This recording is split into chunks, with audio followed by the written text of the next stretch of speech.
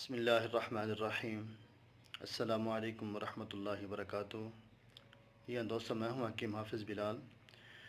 اب جو میں دوستوں کے لیے ایک ٹوٹکا لے کر حاضر خدمت ہوا ہوں، وہ ہے اپینڈکس کے متعلق۔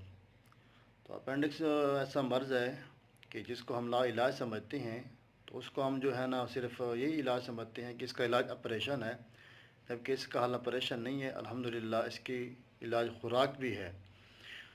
آپ کو جتنا بھی پرانا مسئلہ اپینڈکس کا، آپ نے کرنا کیا ہے، آپ لے لیں کالی مرچ، تقریباً 50 گرام آپ لے لیں۔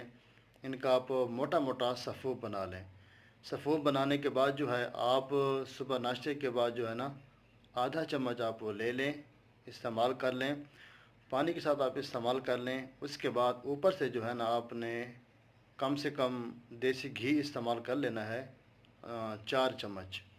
انشاءاللہ آپ وہیں بیٹھے ہوں گے، اللہ کے حکم سے دوائی اس ٹوٹکے کے استعمال کے بعد ٹھیک آدھے گھنٹے بعد آپ جا کے رپورٹ کریں۔ اللہ کے حکم سے آپ کا اپینڈکس کا مسئلہ حل ہو جائے گا انشاءاللہ، اللہ کے حکم سے۔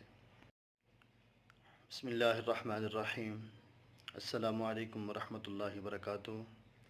یہ دوستوں، میں ہوں حکیم حافظ بلال۔ اب جو میں دوستوں کے لیے ایک ٹوٹکا لے کر حاضر خدمت ہوا ہوں، وہ ہے اپینڈکس کے متعلق۔ تو اپینڈکس ایسا مرض ہے کہ جس کو ہم لا علاج سمجھتے ہیں، تو اس کو ہم جو ہے نا صرف یہی علاج سمجھتے ہیں کہ اس کا علاج آپریشن ہے، جبکہ اس کا حل آپریشن نہیں ہے۔ الحمدللہ اس کی علاج خوراک بھی ہے۔ آپ کو جتنا بھی پرانا مسئلہ اپینڈکس کا، آپ نے کرنا کیا ہے، آپ لے لیں کالی مرچ، تقریباً 50 گرام آپ لے لیں۔ ان کا آپ موٹا موٹا سفوف بنا لیں۔ سفوف بنانے کے بعد جو ہے آپ صبح ناشتے کے بعد جو ہے نا آدھا چمچ آپ وہ لے لیں، استعمال کر لیں، پانی کے ساتھ آپ استعمال کر لیں۔ اس کے بعد اوپر سے جو ہے نا آپ نے کم سے کم دیسی گھی استعمال کر لینا ہے، 4 چمچ۔